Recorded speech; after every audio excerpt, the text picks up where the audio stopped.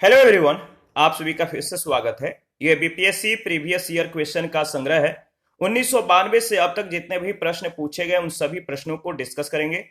हम लोग ज्योग्राफी को डिस्कस करें, ज्योग्राफी में वर्ल्ड ज्योग्राफी को डिस्कस करें। वर्ल्ड ज्योग्राफी में भी हम लोगों ने प्रश्न संख्या 41 तक ऑलरेडी कंप्लीट कर लिया है। इसका पीडीएफ भी अवेलेबल है। अगर आपको पीडीएफ चाहिए तो Telegram channel, Telegram quiz group या चैनल के कम्युनिटी बॉक्स में जाइए, वहां पे इसके रिगार्डिंग में इंफॉर्मेशन को अपडेट कर दिया गया है। तो चलिए स्टार्ट करते हैं। प्रश्न संख्या 42 आपको बताना है, जोहान्सबर्ग किसके लिए विख्यात है। जोहान्सबर्ग किसके लिए विख्यात है? तो इसका सही जवाब हो जाएगा स्वर्ण खनन के लिए। जोहान्सबर्ग दक्षिण अफ्रीका के गौटेंग प्रांत की प्रोविंशियल राजधानी है। यह सोना और हीरा खनन के लिए विश्व प्रसिद्ध है। आप मैप साथ में रखिए और जो भी लोकेशन है उसको इंडिकेट कीजिए। आपका मैपिंग जो है साथ साथ में मैपिंग की तैयारी होती रहेगी, तो आप एटलस को साथ में रखिएगा। 43 नंबर है। आपको बताना है कि निम्न में से कौन एक स्थल रूप देश है, यानी लैंड लॉक्ड कंट्री है। लैंड लॉक्ड कंट्री है, तो इसका सही जवाब हो जाएगा हंगरी। हंगरी जो है एक स्थल रूप देश है जो Ukraine, Romania, Serbia, Croatia, Slovenia, Austria और स्लोवाकिया से घिरा हुआ है। बेल्जियम की सीमा उत्तर सागर से तथा रोमानिया और यूक्रेन की सीमा काला सागर से मिलती है। 44 नंबर है। इजराइल की उभयनिष्ठ सीमाएं हैं। इजराइल की उभयनिष्ठ सीमाएं जो है किन किन के साथ है? तो लेबनान, सीरिया, जॉर्डन और मिस्र के साथ। इजराइल पश्चिम एशिया का भूमध्य सागर तटीय देश है। इसकी पश्चिमी सीमा भूमध्य सागर से, उत्तरी सीमा लेबनान से, उत्तर पूर्वी सीमा सीरिया से और पूर्वी सीमा जॉर्डन से तथा दक्षिण पश्चिम सीमा मिस्र से लगी हुई है। 45 है। संसार की छत, रूफ ऑफ द वर्ल्ड किसे कहते हैं? संसार की छत किसे कहते हैं? रूफ ऑफ द वर्ल्ड किसको बोला जाता है? तो याद रखिएगा, पामीर के पठार को रूफ ऑफ द वर्ल्ड कहा जाता है। पामीर के पठार को विश्व की छत के नाम से भी जाना जाता है। 46 है। पूर्वी समुद्र की स्वामिनी का नाम क्या है? पूर्वी समुद्र की स्वामिनी के नाम से किसको जाना जाता है?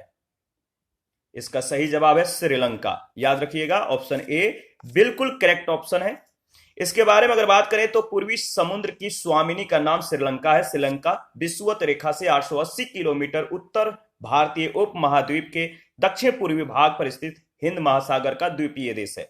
इसे हिंद महासागर का मोती और एशिया का प्रवेश द्वार भी कहा जाता है। 47 है। पृथ्वी की सतह का वह भाग जो पानी से ढका है लगभग कितना हिस्सा? बताइए, पृथ्वी का वह भाग जो पानी से ढका हुआ है वो कितना हिस्सा जो है ढका हुआ है?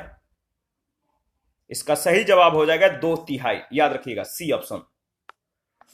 पृथ्वी की सतह के कुल क्षेत्रफल के लगभग 29% भाग पर, 29% भाग पर स्थल क्षेत्र लैंड एरिया और लगभग 71% भाग पर जल क्षेत्र का विस्तार है।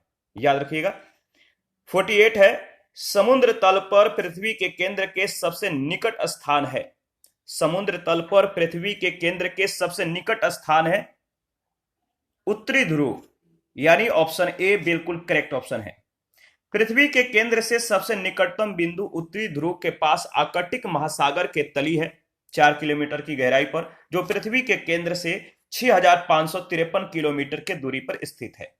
49 नंबर। 64,000 किलोमीटर लंबाई, 2,000 किलोमीटर से 2400 किलोमीटर चौड़ाई वाला एक कटक उत्तरी और दक्षिणी अटलांटिक महासागर द्रोणियों के बीच से गुजरता हुआ हिंद महासागरीय द्रोणी और फिर ऑस्ट्रेलिया तथा अंटार्कटिका के बीच से दक्षिणी प्रशांत महासागरीय द्रोणी में प्रवेश करता है। यह कटक कौन सा है?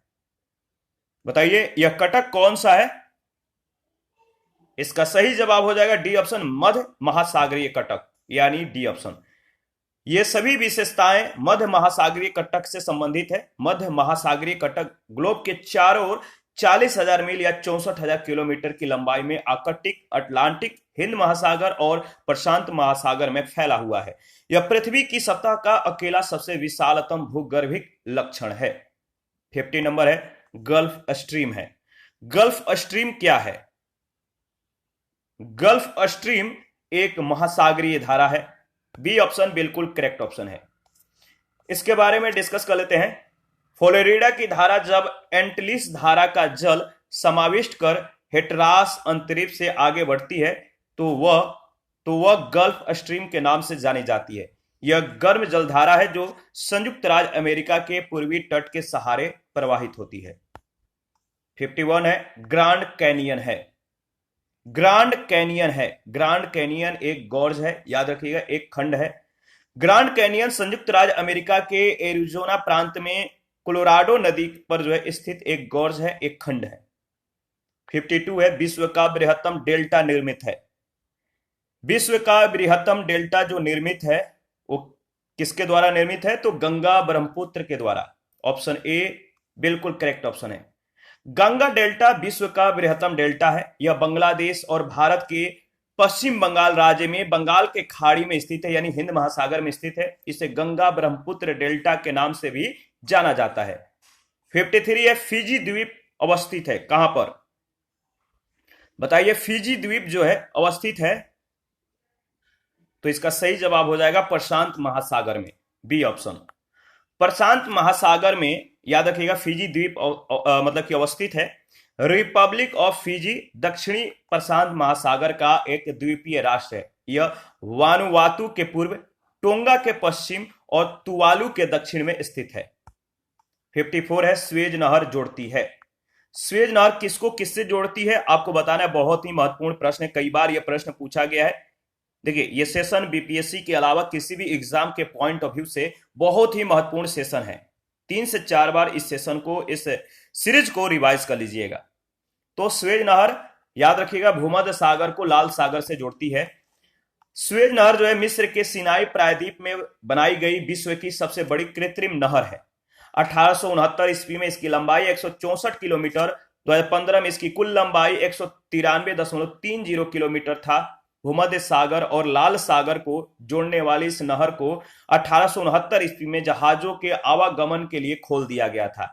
इसके दक्षिणी सिरे पर स्वेज बंदरगाह और उत्तरी सिरे पर पोर्ट सईद बंदरगाह स्थित है। इस नहर के बन जाने से यूरोप और एशिया के बीच की दूरी काफी कम हो गई है, क्योंकि इसके बनने से क्या हुआ है, याद रखिएगा, इसके बनने से अगर बात करें तो इसके बनने से पूर्व यूरोप से एशिया और एशिया से यूरोप जाने वाले जहाजों को अफ्रीका महाद्वीप का चक्कर लगाकर जाना होता था। स्वेज नहर विश्व की सबसे बड़ी पोतवाहक जो है नहर है। तो स्वेज नहर विश्व की सबसे बड़ी पोतवाहक नहर है, इसको याद रखिएगा। और प्रश्न संख्या जो 55 है, पनामा नहर किसको किससे जोड़ती है? पनामा नहर जोड़ती है किसको किससे? पनामा नहर प्रशांत महासागर एवं अंध महासागर को जोड़ती है, यानी बी ऑप्शन बिल्कुल करेक्ट ऑप्शन है। पनामा नहर मध्य अमेरिका में पनामा के स्थल मड्रू मध्य को काटकर बनाई गई प्रमुख जहाजी नहर है। यह अटलांटिक महासागर को प्रशांत महासागर से जोड़ती है। इस नहर को बनाए जाने से पूर्व संयुक्त राज्य अमेरिका के पश्चिमी तट पर स्थित सैन फ्रांसिस्को और पूर्वी तट पर स्थित न्यूयॉर्क जाने के लिए दक्षिण अमेरिका महाद्वीप का चक्कर लगाकर कुल 22,500 किलोमीटर की दूरी तय करनी पड़ती थी, किंतु नहर के बन जाने से यह दोनों के बीच की लगभग आधी से भी कम दूरी यानी 9,500 किलोमीटर रह गई है। वर्तमान में इस नहर पर पनामा देश का अधिकार है। 56 है मलक्का जल संयोजक में आने जाने की सुविधाएं हैं। किससे किस तक? मलक्का जल संयोजक में आने जाने की जो सुविधाएं हैं, याद रखिएगा, बहुत ही महत्वपूर्ण प्रश्न है।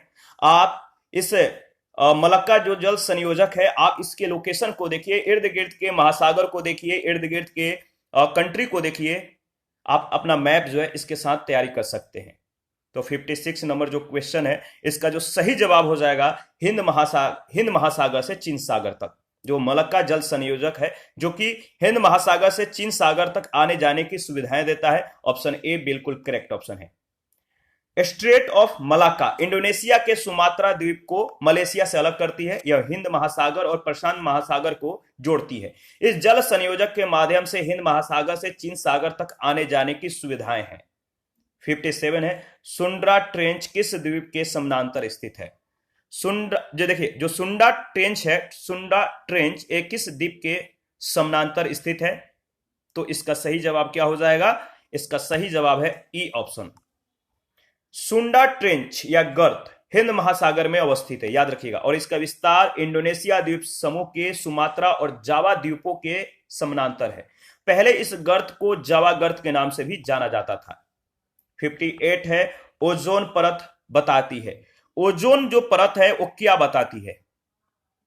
ओजोन परत पृथ्वी की सतह से 15 से 20 किलोमीटर ऊपर वायुमंडल की परत जो है ये बताती है। ये जो ओजोन परत है इसकी अवस्थिति कहां पर है? डी ऑप्शन दिया गया, पृथ्वी के सतह से 15 से 20 किलोमीटर ऊपर वायुमंडल की परत है। ओजोन परत या ओजोन लेयर ये समताप मंडल के निचले भाग पर 15 से 35 किलोमीटर के ऊंचाई पर पाई जाती है।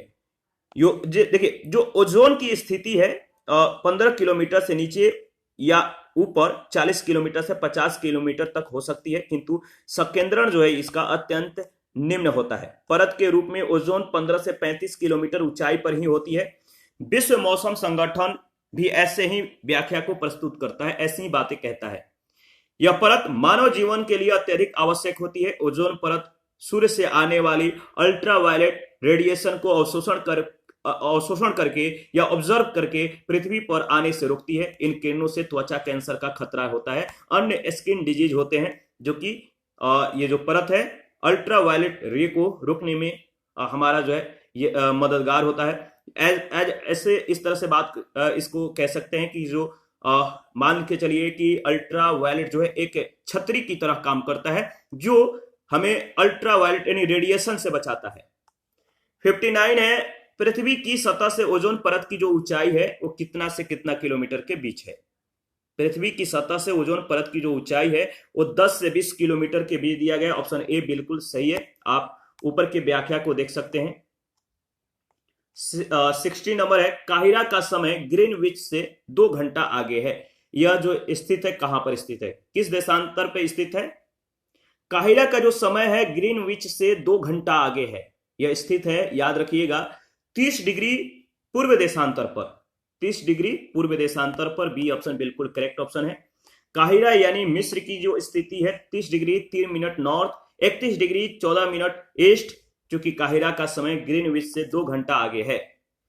इसकी स्थिति 30 डिग्री पूर्व देशांतर के पास बनती है। पृथ्वी गोलाकार होने के कारण 24 घंटे में 360 डिग्री घूम जाती है। 1 डिग्री देशांतर की दूरी तय करने में 4 मिनट का समय लगता है। इसे डिवाइड करिएगा तो आपका 1 डिग्री का जो वैल्यू आएगा 4 मिनट आएगा। इसीलिए 30 डिग्री देशांतर का मतलब है 30 × 4 यानी 120 मिनट यानी 2 घंटे। 61 है, दक्षिणी गोलार्ध में सबसे बड़ा दिन है। दक्षिणी गोलार्ध में सबसे बड़ा दिन किस माह में होता है, किस दिन को होता है, आप बताइए। सबसे बड़ा दक्षिणी गोलार्ध में जो दिन होता है वो होता है 22 दिसंबर को। बी ऑप्शन बिल्कुल करेक्ट ऑप्शन है।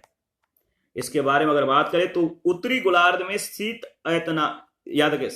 अयनांत विंटर सोलिस्टिस यानी 21 या 22 दिसंबर को वर्ष का सबसे छोटा दिन होता है। ग्रीष्म अयनांत यानी समर सोलिस्टिस, इसके समय उत्तरी गोलार्ध में 20 या 21 जून को वर्ष का सबसे लंबा दिन होता है। इसके विपरीत अगर बात करें तो 20 या 21 जून को दक्षिणी गोलार्ध में सबसे छोटा दिन और 21 या 22 दिसंबर को दक्षिणी गोलार्ध में सबसे बड़ा दिन होता है। आगे बढ़ते हैं, प्रश्न संख्या नेक्स्ट है 62, महाद्वीप अलग कैसे हुए? जो महाद्वीप थे ये अलग किस कारण हुए, कैसे हुए, आपको बताना है। याद रखिएगा, पृथ्वी का जो निर्माण है विभिन्न प्लेटों से हुआ है। जो पृथ्वी का निर्माण है वो विभिन्न प्लेटों से हुआ। ये प्लेटें विभिन्न प्रारूपों में विवर्तनिक क्रिया के फलस्वरूप गतिशील और प्रवाहित होती हैं। इस प्रकार ये प्लेटें अपने ऊपर स्थित महाद्वीप और महासागरीय भागों को अपने प्रवाह के साथ ही स्थानांतरित करती हैं। इसका सही जवाब हो जाएगा ऑप्शन बी यानी विवर्तनिक क्रिया से। महाद्वीप अलग कैसे हुए? तो विवर्तनिक क्रिया से। 63 है, वलन क्रिया किसका परिणाम है? वलन क्रिया किसका परिणाम है? तो पर्वत निर्माणकारी बल। पर्वत निर्माणकारी बल जिसका परिणाम है वह है पर्वत निर्माणकारी। पृथ्वी के अंतर्जात बलों के अंतर्गत पर्वत निर्माणकारी बल यानी क्षैतिज संचलन भी आता है। इसके तहत 2 प्रकार के बल कार्य करते हैं, संपीड़न बल और तनाव बल। संपीड़न बल से चट्टानों की परतें मुड़ जाती हैं। ऊपर उठे भाग को अपनति और धंसे हुए भाग को अभिनति कहते हैं। इसी मोड़ को जो है वलन कहते हैं। 64 है, यूरोप की एक पर्वत श्रृंखला है। यूरोप की एक पर्वत श्रृंखला है आल्पस। यूरोप की एक पर्वत श्रृंखला जो है वह है आल्पस पर्वत यानी ऑप्शन ए। आल्पस पर्वत याद रखिए, आल्प्स पर्वत श्रेणी मध्यवर्ती यूरोप में स्थित है। इसका विस्तार मुख्यतः फ्रांस, ऑस्ट्रिया, जर्मनी और स्विट्जरलैंड में है। इसका सर्वोच्च बिंदु माउंट ब्लैक है, जिसकी ऊंचाई लगभग 4810 मीटर है। आल्प्स पर्वत नवीन मुर्दार पर्वत का प्रमुख उदाहरण है। 65 है, तकला मकान मरुस्थल कहां पर अवस्थित है? तकला मकान मरुस्थल जो अवस्थित है वो कहां पर है, किस देश में है? तो इसका सही जवाब हो जाएगा चीन में। तकला मकान मरुस्थल एशिया के झिंजियांग यूबर स्वतंत्र क्षेत्र में विस्तारित है, चीन में विस्तारित है। यह दक्षिण में कुनलुन, याद रखिए, ये दक्षिण में कुनलुन पर्वत तथा पश्चिमी उत्तर में पामीर का पठार और तियान शान पर्वत से घिरा हुआ है। 66 है, ग्रेट विक्टोरियन मरुस्थल कहां स्थित है? ग्रेट विक्टोरियन मरुस्थल कहां स्थित है? इसका सही जवाब क्या होगा बताइए? इसका सही जवाब है ग्रेट विक्टोरियन मरुस्थल ऑस्ट्रेलिया में स्थित है। ऑप्शन ए बिल्कुल करेक्ट ऑप्शन है। देखिए, ग्रेट विक्टोरियन मरुस्थल दक्षिणी पश्चिमी ऑस्ट्रेलिया में स्थित है। यह ऑस्ट्रेलिया का सबसे बड़ा मरुस्थल है। इसका विस्तार लगभग 3,48,750 वर्ग किलोमीटर क्षेत्र में है। 67 है, निम्नलिखित में से किस देश की मृत सागर के साथ भूमि सीमा नहीं है? किस देश की मृत सागर के साथ भूमि सीमा नहीं है? इसका सही जवाब हो जाएगा लेबनान। ऑप्शन ए बिल्कुल करेक्ट ऑप्शन है। दिए गए विकल्पों में लेबनान की मृत सागर के साथ भूमि सीमा नहीं है, भूमि साझा नहीं होती है। मृत सागर का जो विस्तार है जॉर्डन, इजराइल और वेस्ट बैंक क्षेत्र में है। फिलिस्तीन सरकार की आधिकारिक मानचित्र के अनुसार वेस्ट बैंक क्षेत्र में फिलिस्तीन का अधिकांश क्षेत्र समाहित है। 68 है, दक्षिण अमेरिका में मध्य अक्षांशीय घास के मैदान का क्या नाम है? दक्षिण अमेरिका में मध्य अक्षांशीय घास के मैदान का जो नाम है आपको बताना है। इसका सही जवाब हो जाएगा पंपास। बी ऑप्शन बिल्कुल करेक्ट ऑप्शन है। दक्षिण अमेरिका महाद्वीप में मध्य अक्षांशीय या शीतोष्ण कटिबंधीय घास के मैदान को पंपास कहते हैं। इसके घास के मैदान का विस्तार अर्जेंटीना, उरुग्वे और ब्राजील के दक्षिणी भागों में है। अन्य मध्य अक्षांशीय घास के मैदान में प्रेयरी तथा डाउन्स आदि प्रमुख हैं। प्रेयरी उत्तरी अमेरिका और डाउन्स ऑस्ट्रेलिया में, याद रखिएगा ये सभी घास के मैदान हैं। 69 है, निम्नलिखित में से कौन सा शहर किसी देश की राजधानी नहीं है? वह कौन सा शहर है जो किसी देश की राजधानी नहीं है? इसका सही जवाब हो जाएगा सिडनी। सिडनी किसी देश की राजधानी नहीं है। देखिए, दिए गए विकल्पों में सिडनी किसी देश की राजधानी नहीं है, बल्कि ऑस्ट्रेलिया का एक बंदरगाह नगर है, जबकि कैनबरा ऑस्ट्रेलिया की, वेलिंगटन न्यूजीलैंड की और रियाद सऊदी अरब की राजधानी है। याद रखिएगा, राजधानी भी पूछा जाता है, यह भी इंपॉर्टेंट है। इसके बाद 70 नंबर 19, देखिए 90 ईस्ट रिज कहां पर स्थित है? 90 ईस्ट रिज जो है वो कहां पर स्थित है आपको बताना है। तो इसका सही जवाब हो जाएगा ऑप्शन बी, हिंद महासागर में। 90 ईस्ट जो रीज है हिंद महासागर में स्थित एक कटक का नाम है। 71 है, सागरीय लवणता का मुख्य स्रोत क्या है? सागरीय लवणता का जो मुख्य स्रोत है वह है भूमि यानी लैंड। B option. सागरीय लवणता का मुख्य स्रोत भूमि है, जबकि नदियां लवणता को सागर तक पहुंचाने वाले कारकों में प्रमुख है। 72, अरब सागर के पानी का औसत खरापन कितना है? अरब सागर के पानी का औसत खरापन कितना है? तो 35 पीपीटी। कितना है? 35 पीपीटी। देखिए, दक्षिण हिंद महासागर में अगर बात करें, या हिंद महासागर, दक्षिण नहीं, हिंद महासागर में 0 डिग्री से 10 डिग्री अक्षांशों के बीच 35.14 ग्राम प्रति 1000 ग्राम लवणता पाई जाती है, परंतु बंगाल के खाड़ी में यह घटकर 30 ग्राम प्रति 1000 ग्राम हो जाती है और अरब सागर में 36 ग्राम प्रति 1000 ग्राम लवणता पाई जाती है। तो आप इसको रट जाइएगा, याद रखिएगा, इंपॉर्टेंट है। 73 है, निम्नलिखित सागरों में से किसमें औसत लवणता सर्वाधिक है? किसमें औसत लवणता जो है सबसे ज्यादा है? किस सागर में सबसे ज्यादा औसत लवणता पाई जाती है? तो याद रखिएगा, इसका सही जवाब हो जाएगा मृत सागर में, यानी डी ऑप्शन। दिए गए प्रश्नानुसार अगर बात करें तो विकल्प में जो मृत सागर है सर्वाधिक लवणता इसमें पाई जाती है 238 ग्राम प्रति 1000 ग्राम। तुर्की के वान झील में 330 ग्राम प्रति 1000 ग्राम पर, और ग्रेट साल्ट लेक में जो कि यूएसए में है 220 ग्राम प्रति 1000 ग्राम लवणता पाई जाती है। 74 है, दक्षिण अमेरिका की सबसे बड़ी नदी कौन सी है? दक्षिण अमेरिका की सबसे बड़ी नदी है अमेजन नदी। बी ऑप्शन बिल्कुल करेक्ट ऑप्शन है। अमेजन दक्षिणी अमेरिका की सबसे लंबी और अपवाह क्षेत्र के दृष्टि से संसार की सबसे बड़ी नदी है। 75 है, निम्नलिखित नदियों और उन शहरों का मेल मिलाइए जिनमें से होकर ये नदियां बह रही हैं। नीचे दिए गए कूट की सहायता से सही उत्तर का चयन कीजिए। इसका सही जवाब क्या होगा? रॉटरडम। जो रॉटरडैम जो शहर है, ये किस मतलब कि इसका जो संबंध है किस नदी से? तो रॉटरडैम जो है ये राइन नदी से संबंध रखता है। राइन नदी, रॉटरडैम राइन नदी। पेरिस जो है सी नदी के साथ, सी नदी कहां पर? ये। और बुडापेस्ट जो है, बुडापेस्ट का जो संबंध है वो है डेन्यूब से, डेन्यूब। और वाशिंगटन ये जो शहर है पोटोमेक नदी के किनारे बसा हुआ है। यानी इसका जो सही जवाब हो जाएगा ऑप्शन सी में दिया गया है। दोबारा से रिवीजन कर लेते हैं। देखिए, जो शहर रोटरडैम है ये राइन नदी के किनारे है, पेरिस सी नदी के, बुडापेस्ट डेन्यूब और वाशिंगटन पोटोमेक नदी के किनारे बसा हुआ है। 76 है, हिंद महासागर और लाल सागर को कौन सी जल संधि जोड़ती है? हिंद महासागर और लाल सागर को कौन सी जल संधि जोड़ती है? इसका सही जवाब हो जाएगा बाब अल मंदेव। बाब अल मंदेव यानी ऑप्शन ए बिल्कुल करेक्ट ऑप्शन है।